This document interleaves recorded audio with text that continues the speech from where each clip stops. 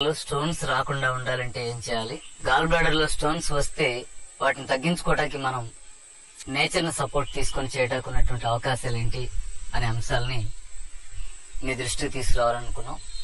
ప్రధానంగా liver duties చాలా ముఖ్యమైనవి మనకు తెలుసు. ఆ లివర్ డ్యూటీస్ లో ఒక డ్యూటీని ఈ రెండు కలిపి కోఆర్డినేట్ చేసుకుని చేస్తూ ఉంటాయి. అంటే లివర్ టాక్సిన్స్ ని ఎలిమినేట్ చేసే ప్రక్రియ చేస్తుంది, ఎనర్జీని స్టోర్ చేసుకోవడం, పంపిణీ చేయడం అనే పని చేస్తుంది.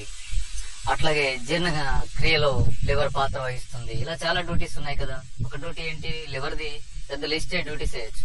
అలాంటి డ్యూటీస్ లో జీర్ణక్రియని వేగవంతం చేయడానికి, ప్రధానంగా ఫ్యాట్స్ ని అరిగించడానికి ఉత్పత్తి చేసేటువంటి ఒక జీర్ణ రసాన్ని బైల్ జ్యూస్ అంటాం, మనం పైత్యరసం అంటాం. ఇది గ్రీనిష్ గా గ్రే కలర్ లో ఉండేటువంటి ఒక లిక్విడ్. ఇది దీన్ని లివర్ ప్రొడ్యూస్ చేసిన తర్వాత ఒక పైప్ ద్వారా గాల్ బ్లాడర్ లోకి వెళ్తుంది. గాల్ బ్లాడర్ పనంతా ఇదే.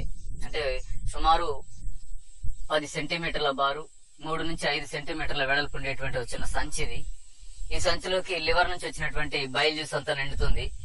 అయితే ఈ బైల్ జ్యూస్ ఎందుకు అక్కడ గడ్డలు కడతా ఉంది? ఈ బైల్ జ్యూస్ లో ప్రధానంగా కొలెస్ట్రాల్ తో తయారవుతుంది. ఇది ఒక కొలెస్ట్రాల్ కాదు, కొలెస్ట్రాల్, బైల్ సాల్ట్స్, బిలిరుబిన్, ఈ మూడు కలిపి తయారవుతుంది. ఈ మూడింటితో పాటు చాలా వేస్ట్ కెమికల్స్, ఎలిమినేట్ అవ్వాల్సిన వేస్ట్ కెమికల్స్ కూడా బైల్ జ్యూస్ లో ఉంటాయండి. ఆ బైల్ సాల్ట్స్, బైల్ నిర్మాణంలో కెమికల్ ఇంబ్యాలెన్స్ ఏర్పడినటువంటి సందర్భాల్లో ఇది లోపలికి వెళ్ళిన తర్వాత గడ్ల గట్టి చిన్న చిన్న రాళ్లుగా ఫామ్ అయ్యేటువంటి పరిస్థితి వస్తా ఉంటుంది. చిన్న రాళ్లుగా ఉంటే కరిగించుకోగలగచ్చు, మరీ పెద్ద రాళ్లుగా ఏది ఏదో రాళ్లలాగా ఇంతలాగా మారిపోయాయి, లేదా ఆ సంచి మొత్తం రాళ్ల కుప్పతో నిండిపోయింది అనేటువంటి పొజిషన్ వస్తే దీన్ని కరిగించుకోవడానికి మార్గం లేదు, ఆపరేషన్ తప్ప మరొక పరిష్కారం కూడా ఉండటం లేదు. ఇది రావడానికి అత్యంత ప్రధానమైన కారణాలు మీకు దృష్టి తెచ్చాను. మాంసాహారాన్ని తీసుకోవడం, ఎక్కువగా పప్పులు తినడం, అరిగేరగని పదార్థాలు ఎక్కువ తీసుకోవడం, ఇలాంటి సందర్భాల్లో ఇది వస్తూ ఉంటుంది. మరొక ముఖ్యమైనది టీ కాఫీలు తాగడమును. మీకు 100కి 60% కారణంగా కూడా ఉన్న ఆశ్చర్యం లేదు పంచదార వాడకండి. పంచదార ఎక్కువ వాడేటువంటి శరీరాల్లో కూడా ఈ సమస్య చాలా ప్రధానంగా వస్తుంది. ఇది ముఖ్యమైన కారణంగా ఉంది. తగ్గించుకోవడానికి మొదట తీసుకోవాల్సిన జాగ్రత్త ఏమిటంటే మోషన్ ఫ్రీగా ఉండేట్టు చూడాలి.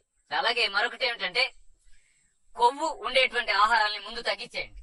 నూనె గాని, మాంసాహారాలు గాని, కోడిగుడ్డు గాని మీరు తాత్కాలికంగా ఒక 2 నెలల పాటు ఆపేయండి.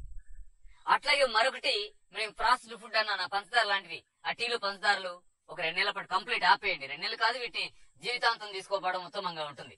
అట్లాగే మరొక జాగ్రత్త ఏమిటి అంటే నీళ్లు ఎక్కువ తాగాలి. బాగా నీళ్లు తాగేటువంటి అలవాటు లేకపోతే కూడా ఏమవుతుందంటే బైల్ సాల్ట్ సాల్ట్స్ చిక్కబడి గాల్ బ్లాడర్ లో బాగా చిక్కబడిన తర్వాత బిలిరుబిన్, బైల్ సాల్ట్, ఈ కొలెస్ట్రాల్ కలిసిపోయి ఏమవుతాయంటే రాళ్లుగా ఫామ్ అవుతాయి. ఈ రాళ్లలో 3 రకాల రాళ్లు ఉన్నాయండి. ఓన్లీ కొలెస్ట్రాల్ రాళ్లుగా ఫామ్ అవచ్చు, లేదా ఈ బిలిరుబిన్ సాల్ట్స్, బైల్ సాల్ట్స్ కలిసిన రాళ్లుగా ఏర్పడచ్చు. అలా కాకుండా ఈ 3 కలిసిపోయే రాళ్లు కూడా ఉంటాయి. వచ్చి ఆల్రెడీ ఇబ్బంది పడుతూ తగ్గించుకోవడానికి ప్రయత్నం చేయాల్సి వస్తే మీకు దీంట్లో మొదట జ్యూసెస్ తాగమని చెప్పే దానిలో మీకు కొండపిండి ఆకు అని దొరుకుతుందండి. గ్రామాల్లో రైతులను అడగండి. కొండపిండి ఆకు అంటారు, పిండిపోత చెట్టు అంటారు. వాటి ఆకుని జ్యూస్ చేసుకుని తాగటం అనేటువంటిది రాళ్లను కరిగించడంలో ఒక మంచి పద్ధతిగా ఉంది. మార్నింగ్ ఒక గ్లాసు, ఈవినింగ్ ఒక గ్లాసు పలసగా చేసుకుని తాగాలి. అట్లాగే మరొకటి రణపాల అని ఉంటుందండి. మీరు ఇది కూడా గ్రామాల్లో అడగండి. రణపాల చెట్టును చూపిస్తారు. అది ఆకు పడితే కూడా ఆకుకి చిన్న చిన్న మొలకలు వచ్చేసి చెట్లుగా మారిపోతా ఉంటాయి. ఆ రణపాల జ్యూస్ కూడా తాగడం దీనిలో మీకు బాగా పనిచేస్తుందని దృష్టిలో పెట్టుకోండి. అలాగే స్పిరులోనా అని సముద్రపు నాచు దొరుకుతుంది. ఈ స్పిరులోనా గడ్డి జ్యూస్ కూడా పౌడర్ గా కూడా చాలా సందర్భాల్లో మీరు కొనుక్కోవచ్చు, మార్కెట్ లో అందుబాటులో ఉంటుంది. స్పిరులోనా పౌడర్ కూడా మీకు ఈ రాళ్లను కరిగించడంలో ఉపయోగపడుతుందని దృష్టిలో పెట్టుకోవాలి. అట్లాగే గ్రీనిష్ గా ఉండేటువంటి ఆకుకూరలు, కూరగాయల రసాలన్నీ కూడా ఈ బైల్ సాల్ట్స్ చిక్కబడకుండా ఉండటానికి మెథడ్స్ గా మీరు యూజ్ చేయొచ్చు. ఉదాహరణకి బీరకాయ కావచ్చు, బెండకాయ కావచ్చు, అట్లాగే ఆకుపచ్చగా ఉండే అనేక రకాల ఆకుకూరలు, పుదీనా గాని, కొత్తిమీర గాని, మీకు పాలకూర గాని, తోటకూర గాని, ఇలా ఆకుపచ్చగా ఉండే ఆకుకూరల రసాలు కూడా మీకు బాగా ఉపయోగపడతాయని దృష్టిలో పెట్టుకోవాలి. మరి ఇబ్బందిగా ఉంటే అవి పెద్ద రాళ్ళు అయితేనేమో ఆపరేషన్ తప్ప మార్గాలు ఇవ్వండి. అవి చిన్నగా ఉండి మీరు ఇబ్బంది పడుతూ ఉంటే మీకు దగ్గరగా ఉన్నటువంటి ఆరోగ్య కేంద్రాన్ని కలిసి సలహా తీసుకోవాలని కోరుకుంటూ ఉన్నాను.